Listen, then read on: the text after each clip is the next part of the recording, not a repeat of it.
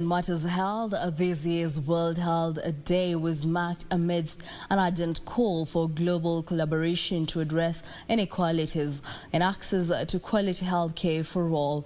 According to the World Health Organization, the COVID-19 pandemic has presented the biggest challenge of providing healthcare services to the vulnerable in the society, challenging member countries to accelerate equitable access to COVID-19 technologies, invest in primary health care, as well as prioritize health and social protection for all.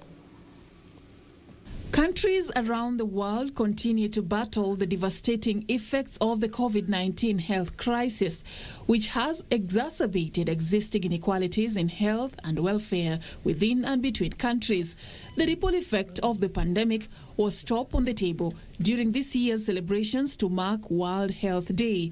According to the World Health Organization, the COVID-19 pandemic has unearthed the inequalities in access to quality healthcare for all. We have all been affected by COVID-19, both by the virus and by the measures countries have been needed to take to control and suppress it. But some have been affected more than others.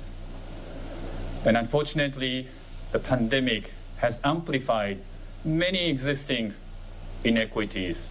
To address this inequality, the World Health Organization has issued 5 calls for action which challenge member countries to accelerate equitable access to COVID-19 technologies between and within countries, invest in primary health care, prioritize health and social protection, build safe, healthy and inclusive neighborhoods, as well as strengthen data and health information systems. We must tackle the social determinants of health, while also increasing investments in primary health care.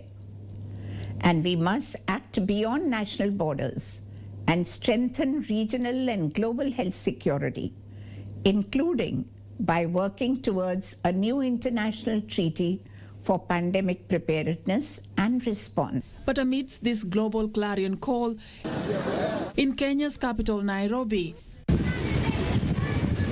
a trip to the Mukuru Kwa Ruben slums brings you face to face with an unhealthy state of affairs. Residents here have been forced to endure the foul smell of sewage water which has been seeping into their houses. Huku kukinyesha tunakuanga na shida sana, kunakuanga na mafuriko. Ukinyesha kitu ya kwanza hakuna kutoka nje. Tunashinda kwa nyumba, watoto hawaendi shule.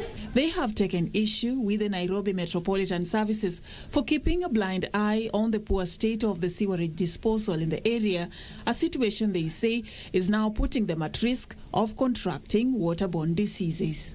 Majanga ambazo zinatukabidhi kila kuchao hapa ndani ya mtaa wetu ni majanga kama za magonjwa ambayo ni kama cholera, kuna pneumonia, unapata pia kama malaria, na mara mingi zinasababishwa kwa sababu ya zile drainage ziko nazo zinateremsha maji.